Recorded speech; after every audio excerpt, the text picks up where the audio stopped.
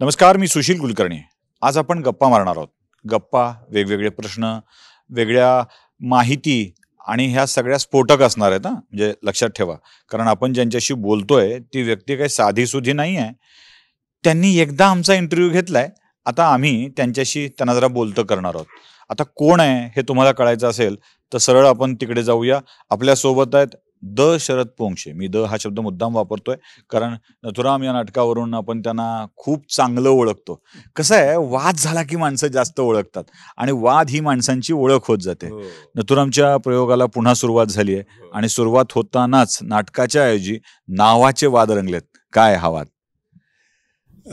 काही नाही आहे वाद. आम्ही जे नाटक 98 पासून केलं ते प्रदीप दळवी लिखित मी नथुराम गोडसे बोलतोय. मग ते नाटक 15 साली बंद झालं. ते बंद झाल्यानंतर मग आता हे नाटक होणारच नाही असं लक्षात आलं. कारण त्याचे अधिकार सगळे आधीच्या निर्मात्यांकडे होते आणि त्यांची वृत्ती अत्यंत घाणेरडी आहे. त्यामुळं ते मी करणार नाही, तुम्ही करायचं नाही, कोणालाच करू द्यायचं नाही, अशा पद्धतीचं ते सगळं वातावरण होतं. ते मी माझ्या सगळ्या पुस्तकामध्ये, मी आणि नथुराम पुस्तकात सगळे किस्से लिहिलेले आहेत. पण मला नाटक तर करायचं होतं, ही भूमिका तर मला करायची होती. तर काय करावं मला सुचेना. मी अगदी प्रदीप दळवींच्या बायकोलाही जाऊन भेटलो की तुम्ही मला द्याल का अधिकार वगैरे. पण त्यांना या नाटकाने आणि आधीच्या निर्मात्यांनी एवढा त्रास दिलेला होता, त्याच्यामुळं त्या आणि प्रदीपजींच्या दोन्ही मुलींचं असं हे मत पडलं की ह्या नको, या विषयातच नको आता आम्हाला. आमच्या वडिलांना आम्ही गमवलं याच्यामुळं. त्यामुळं आता आम्हाला या भानगडीत नका पाडू, तुम्ही करा तुम्हाला जे करायचं ते.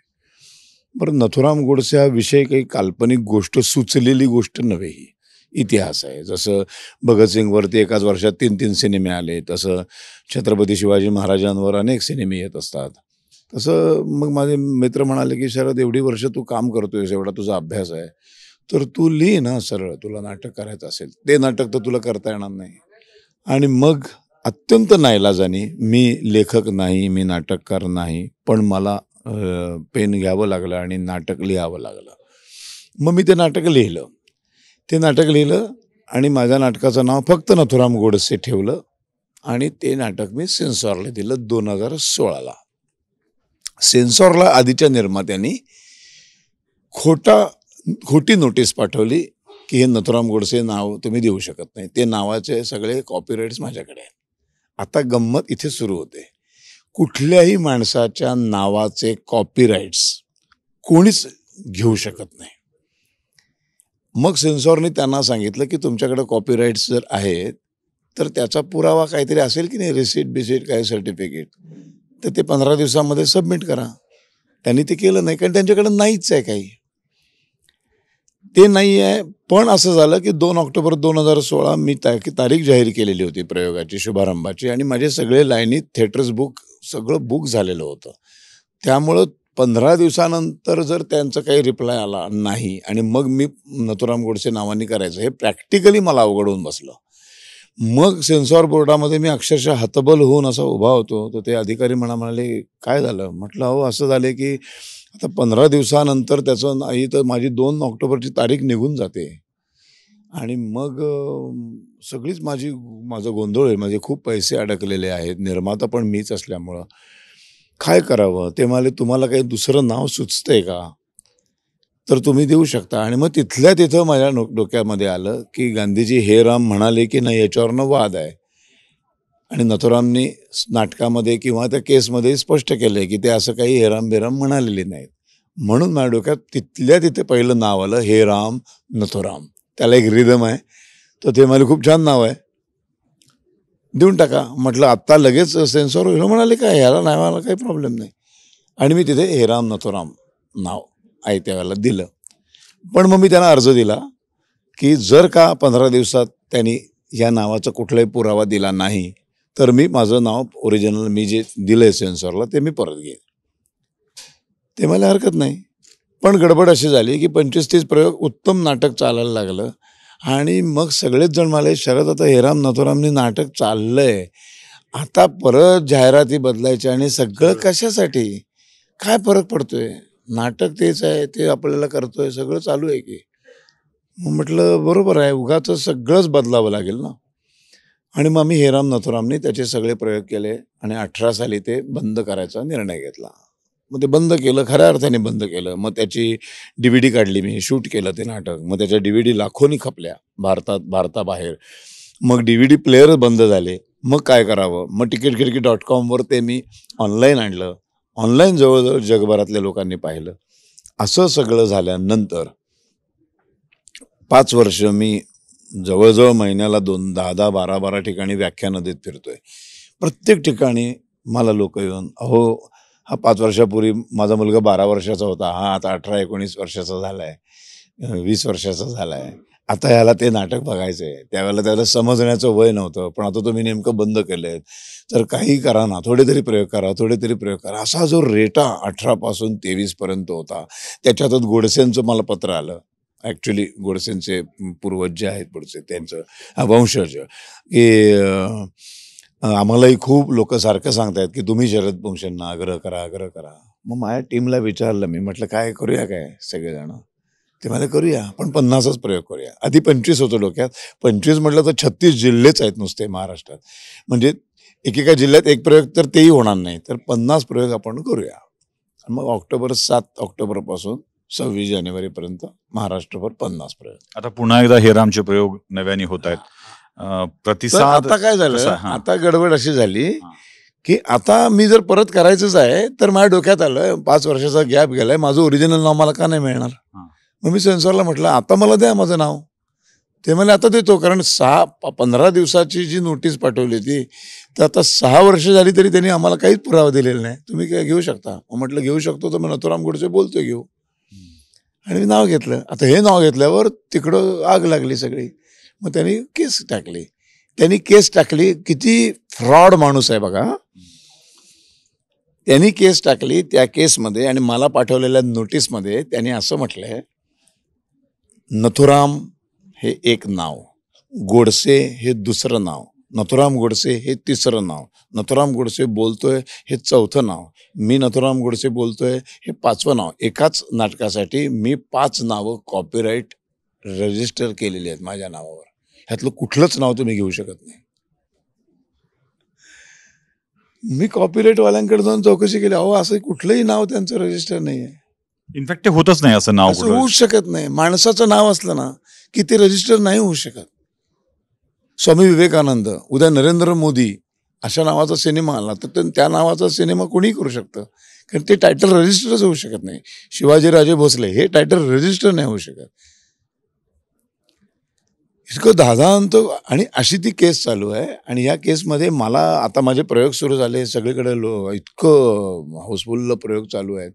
तर कोर्टाने मला विचारलं की तुमचं काय? म्हटलं बोलतोय काढून जर ती पार्टी शांत होणार असेल तर मला भांडण तंटे कोर्ट कचेऱ्यांमध्ये मला काडीचाही इंटरेस्ट नाही. मला माझे 50 प्रयोग करायचे. तर ते मला मग बोलतोय काढा. म्हटलं काढतो. म्हणून मी बोलतोय काढलं. आणि आता नथुराम गोडसे नावाने प्रयोग सुरू आहेत माझे. म्हणजे आता नावात सारखा बदल, कधी हां. नथुराम गोडसे बोलतोय, कधी हे राम नथुराम, तर कधी मी नथुराम, असे सगळी नावाची नाटकं चालली आहेत. म्हणजे नाटकाचं नाव काय असावं यावरून ह्या सगळा विरोध. मला एक प्रश्न असा पडतोय जो आमच्या प्रेक्षकांनाही कळणं आवश्यक आहे. हा सगळा जो विरोध होतोय तो नथुरामचं नाटक परत सुरू होतंय म्हणून आहे की फक्त व्यावसायिक हे म्हणून? आता फक्त व्यवसायासाठीच चालू आहे. आधीच्या निर्मात्यांच्या पोटात दुखतंय की हे हाऊसफुल चाललेत आणि म्हणजे त्यांनी जे काही पैसे कमवले. आणि आता आणखीन एक अशा काही केसेस उघडकीला येत आहेत की गोपाळ गोडसेंच्या पुस्तकांवर आधारित प्रदीप दळवींनी ते नाटक लिहिलं होतं. त्याचा एकही रुपया गोपाळ गोडसेंना दिलेलाच नाही आहे. प्रदीप दळवींना काही मिळालेलंच नाही आहे. आणि प्रदीप दळवी आणि गोपाळ गोडसेंनी ह्यांना दिलेले सगळे राईट्स काढून घेण्याची एक केस टाकली होती. ते हरले. एक प्रश्न मी विचारतोय तुम्हाला, गोपाळ गोडसेंना काही मिळालं नाही, लोकांनी मला सांगितलंय म्हणून हा प्रश्न विचारतोय. तुम्हाला ज्यांनी सांगितलंय त्यांच्यासाठी हा प्रश्न आहे. गोपाळ गोडसेंना काही मिळालं नाही, प्रदीप दळवींना काही मिळालं नाही, आणि निर्मात्याला, त्या जुन्या निर्मात्याला हवाय. तुम्ही सुद्धा खूप मोठमोठे व्याख्यानं करता, नाटक करता, त्याला चांगले पैसे तुम्हाला पण मिळतात. लोकांचा एक आक्षेप तुमच्यावरती असा आहे की सावरकर मांडताना, नथुराम मांडताना फक्त पैशाचा विचार पोंक्षे करतात. माझे पैसे आहेत, माझे पैसे कमवायचे आहेत, याला कसं उत्तर आहे? म्हणजे व्यवसाय तर आहेच आहे तुमचा, तो नो डाऊट, त्याच्यात काय नाही, पण त्या लोकांना तुम्ही काय सांगाल की जे तुमच्यावरती पैसे कमवण्याचा आरोप करतात? आता गंमत कशी आहे ना, व्याख्यानं देणं, अभिनय करणं हाच माझा व्यवसाय आहे. आता मी व्याख्यानं जर फुकट द्यायला लागलो तर मी उपाशी मरेन, आणि मी उपाशी मेलो तर जे काम मी करतोय सावरकर पोहोचवण्याचं ते कामच बंद होईल. तर जर माझ्यावर आरोप करणाऱ्यांची अशी इच्छा असेल की ह्यांनी फुकट फुकट करावं आणि एक क्षणी ह्यांनी मरावं, म्हणजे सावरकर मांडणं बंद होईल आणि त्यांचा जो हेतू आहे तो साध्य होईल, तर तो हेतू मी कधी साध्य होऊ देणार नाही. माझ्या घरची चूल माझ्या कामावर पेटते.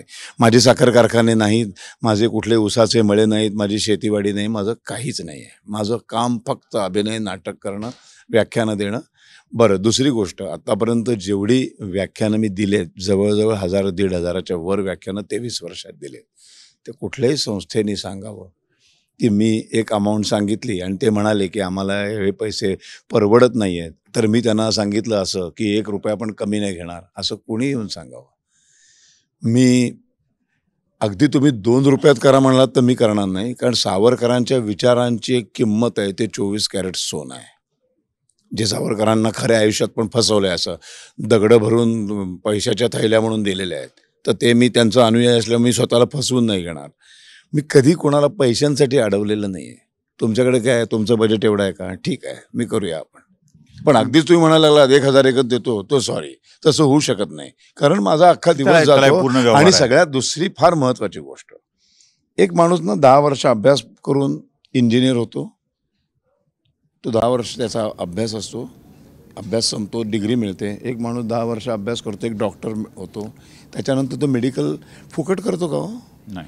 कुठली ही जी काही बोलणारी माणसं आहेत ना, ह्यातलं एक तरी माणूस समाजासाठी फुकट काय करतं का हो? नाही, कोणीच नाही करत. कोणीच नाही करत. मी का करायचं?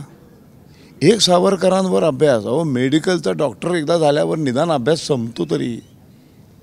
सावरकर, लोकमान्य टिळक, छत्रपती शिवाजी महाराज, भारत, वंदे मातरम, हे सगळे विषय असे आहेत ना, याचा अभ्यास आयुष्य गेली तरी संपत नाही. मी तुम्हाला एक सांगतो, यांच्या या बोलण्याला संदर्भ म्हणून, तुम्हा सगळ्यांना ठाऊक आहे की शरद पोंक्षे मध्यंतरी कर्करोगाच्या आजाराने ग्रस्त होते. अगदी मरणाला टच करून, ते आपले फिल्मी डायलॉग असतात ना, टच करके आया, तसं मरणाला टच करून येत नाही जा असं सांगून निक्षून परत कामाला लागलेत. म्हणजे मरणाशी संघर्ष करून स्वतः जिंकलेला माणूस पुन्हा एकदा जुनं काम नव्या जोमानी करतोय. अशा वेळी अशा आरोपांनी त्यांच्या कामाला थांबवण्याचे प्रयोग होत राहतील, होतच राहतील.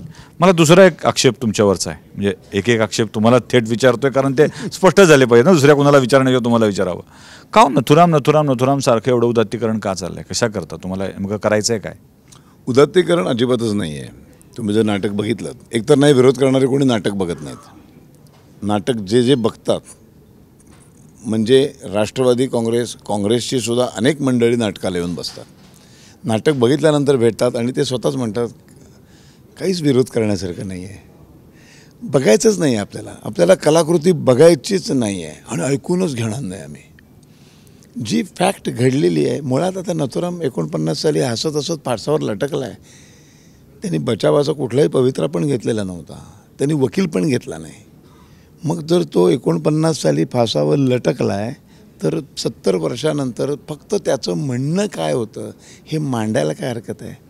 घर घर अफजल गुरु पैदा होगा असं म्हणणारे आम्हाला चालतात, पक्षात सामावून घेतले जातात, पण मेलेला माणूस नथुरामचं फक्त म्हणणं एक नाटकात मांडलं गेलं तर ते नाही चालत. सावरकरांचे असंच आहे ना, चालतो. कसाबबद्दल सगळं बोललेलं, कसाबवर आलेले सिनेमे पण चालतात, जोशी अभ्यंकर खून कटल्यावर आलेला सिनेमा चालतो, सगळं चालतं. सगळ्यांचं म्हणणं काय ऐकून घ्यायचं असतं आपल्याला. पण 49 साली हसत हसत परिणामांना सामोरा गेलेल्या नथुरामचं म्हणणं मात्र ऐकून घ्यायचं नाही. गांधी हत्या केली ना त्यांनी, असू दे की, केली तर केली. गांधी हत्या केली, चूक की बरोबर, नाटक बघितल्याशिवाय कसं कळणार? बरं, नाटकात आम्ही कुठे असं हेच म्हटलं, स्टेटमेंटच केलेलं नाही की हे बरोबर आहे म्हणून. बघा, फॅक्ट आहे, तुम्ही विचार करा. पोंक्षे ब्राह्मण आहेत, नथुराम ब्राह्मण होता म्हणून. केवळ ब्राह्मण. सगळा विरोध आहे ना, तर पोंक्षे ब्राह्मण, तो कोणाचे विषय मांडतो? सावरकर. तो कोणाचा विषय मांडतो? बाजीराव. पण मी शिवाजी महाराजांवर जेव्हा भाषणं करतो तेव्हा मात्र एकदम गप्प असतात सगळे. कदाचित तो इतिहास चूक म्हणते. नाही नाही, मग त्याच्यामध्ये असतं, त्याच्यामध्ये विरोधाला एक असतं की जेव्हा मी म्हणतो भाषणामध्ये की 13 वर्षाचा शिवाजी असाच चावलत गेला, तेव्हा एकदम ओरडतात, शिवाजी नाही म्हणायचं. आता 13 वर्षाचा शिवाजी शिवबाच होता, तो 13 वर्षाचा 14 वर्षाचा शिवाजीच होता. तेव्हा तो हिंदू प्रतिपालक छत्रपती शिवाजी महाराज नव्हते झालेले, ते झाले तिथून आपण छत्रपती शिवाजी महाराजच म्हणतो त्यांना. ही सगळी आतापर्यंतची स्थिती अशीच होती ना? गांधी 5 वर्षाचे 8 वर्षाच्या गांधींचा 8 वर्षाचा किस्सा सांगायचा तर आपण काय म्हणणार, मोहनदास. मोहन धावत गेला असं म्हणणार ना. आता सावरकरांबद्दल पण विनायक 13 वर्षाचा असा गेला आणि त्या अष्टभुजा देवीसमोर त्या पोराने एवढ्याशा पोरते असंच म्हणतो की नाही आपण. संभाजी एवढासा होता, तिकडनं महाराजांबरोबर आला, त्याला असेच किल्ल्यावर सोडून महाराज निघून गेले. तेव्हा आपण असं नाही ना प्रत्येक वेळेला म्हणत की छत्रपती शिवाजी महाराज, छत्रपती संभाजी महाराजांना 12 वर्ष असं नाही म्हणत. आता ही कळायला बुद्धी लागते हो. बरं, आता नाटकाला कसा प्रतिसाद आहे? जबरदस्त. सलग 11 प्रयोग हाऊसफुलचा बोर्ड लागला आहे. म्हणजे पुन्हा करून सुद्धा एवढ्या वर्षानंतर नव्या पिढीला पुन्हा नथुराम जाणून घ्यायचा आहेच आहे. हा सगळा हाऊसफुलचा बोर्ड लागण्याचा जो प्रकार आहे ना, म्हणजे 50 शो आपण तुम्ही म्हणताय, मला वाटतं ते 100पर्यंत जातील, कदाचित तुम्हाला तिथपर्यंत जावं लागेल. पण ह्या सगळ्या नाटकांना मिळणारा प्रतिसाद, यावरती होणाऱ्या चर्चा, हे सगळं बघितल्यावर नथुराम असा सहज मरणार नाही आहे, संपणार नाही आहे, हे जाणवतं का आपल्याला? नाहीच मरत ना. म्हणजे जसं मला म्हणतात की तुम्ही कितीही नाटकं करा, गांधीजी कधी मरत नाहीत, गांधींचे विचार कधी मरत नाहीत. पण हे सगळ्यांच्या बाबतीत लागू नाही का? 25 वर्ष झाली ना, 98 ते 2023, 25 वर्ष ही भूमिका करतोय, आजही तेवढीच गर्दी आहे. म्हणजे जर गांधीजींचे विचार मरत नसतील तर सावरकरांचेही मरत नाहीत, नथुरामचेही मरत नाहीत. एक शेवटचा प्रश्न, विचार कधीच कोणाचेच मरत एक नाही. शेवटचा प्रश्न. एक काश्मीर फाईल्स नावाचा चित्रपट आला, पुढे हा चित्रपट येत गेले. नथुरामाने गांधींची हत्या केल्यानंतर अजून एक अत्यंत नरसंहार मोठा महाराष्ट्रामध्ये घडला होता घडला ना. 1948ला. त्या ब्राह्मण फाईल्सवर काही पुढे यायची शक्यता आहे? हो, येऊ शकतं ना, नक्कीच येऊ शकतं. तशा पद्धतीचं काही विचारसरणी म्हणजे विचार विनिमय चालू आहे. तुम्हाला त्यासाठीही खूप खूप शुभेच्छा. नथुरामसाठी खूप शुभेच्छा.